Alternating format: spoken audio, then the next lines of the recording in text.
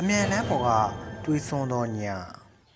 ညနဲ့တကောင်းရံအချိန်ရန်ကုန်မန္တလေးအမြန်လမ်းမကြီးပေါ်တွင်ကိုအောင်မင်းတယောက်တည်းကောင်းမောင်းနေခဲ့ပါတယ်။တကူတော်ခီးထွက်ရသည်ကိုနှစ်သက်တဲ့သူဖြစ်တဲ့အတွက်ညဘက်ကောင်းမောင်းရသည်ကိုတော့သူ့အတွက်မထူးဆန်းလှပဲ။သို့ပေမဲ့လည်းဒိုညကတော့တမျိုးထူးခြားပြီးတော့အလွန်တရာတိတ်ဆိတ်ငြိမ်သက်လွန်နေခဲ့ပါတယ်။လမ်းဘေးဝဲရတွင်လည်းမီးရောင်မှိန်မှိန်ပြပြနဲ့တိတ်ဆိတ်လွန်သောကြောင့်ရင်ထဲမှာတမျိုးခံစားလာရပါတယ်။ရုတ်တရက်ဆိုသလိုပဲကားရှိမီးရောင်အောက်တွင်မိမတဦးရဲ့အေးအယောင်ကိုမြင်လိုက်ရပါတယ်။အဝယ်စားတွေမှလည်းစုပ်ပြတ်နေပြီးတော့သပင်များမှလည်းဖွေယိုဖျဲဖြစ်နေက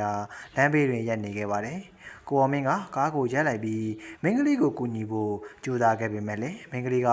သူ့ကိုလှည့်မကြည့်ပဲလမ်းမကြီးပေါ်ကိုဖြည်းဖြည်းချင်းလျှောက်သွားနေခဲ့ပါတယ်။ကိုအောင်မင်းဟာမိန်းကလေးကိုစိတ်မချတာကြောင့်ကားကိုဆံမောင်းပြီးအဲ့ဒီမိန်းကလေးနောက်ကနေဖြည်းဖြည်းချင်းလိုက်သွားခဲ့ပါတယ်။မိန်းကလေးကတော့လမ်းမကြီးပေါ်မှာဆက်လျှောက်နေပြီးတော့ဘေဘီကိုလှည့်မကြည့်ပါဘူး။ရုတ်တရက်ဆိုသလိုပဲမိန်းကလေးက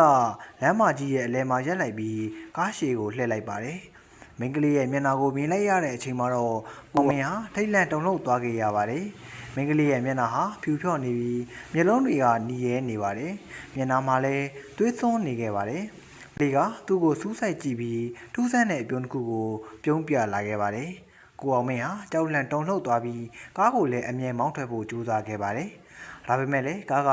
ဆက်နှိုးလို့မရတော့ပါဘူး။မိန်းကလေးကကားစီကိုဖြည်းဖြည်းချင်းချောင်းလာပြီးတော့ကားတကားကိုဖွင့်လိုက်ပါတယ်။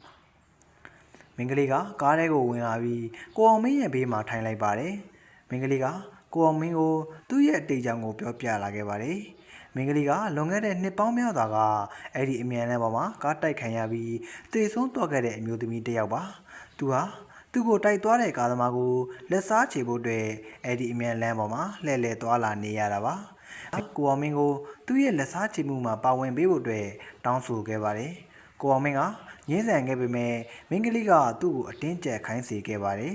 ။ကားထဲကိုဝင်လာပြီးကိုအောင်မင်းရဲ့ဘေးမှာထိုင်လိုက်တယ်။ကိုအောင်မင်းဟာအဲ့ဒီမိန်းမရဲ့ထိန်းချုပ်မှုအောက်မှာအမြန်လမ်းပေါ်မှာညာတိုင်းကောင်းမောင်းနေရပါတယ်။တညမှာတော့ကားတစ်စီးက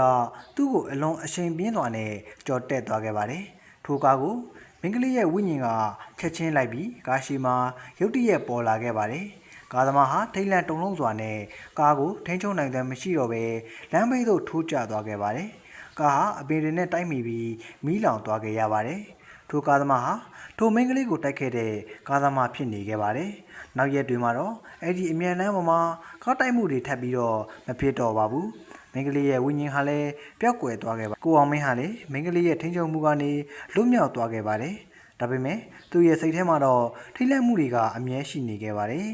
။အဆုံးထိနားဆင်ပေးခဲ့လို့အားလုံးကိုကျေးဇူးတင်ပါတယ်ခင်ဗျာ။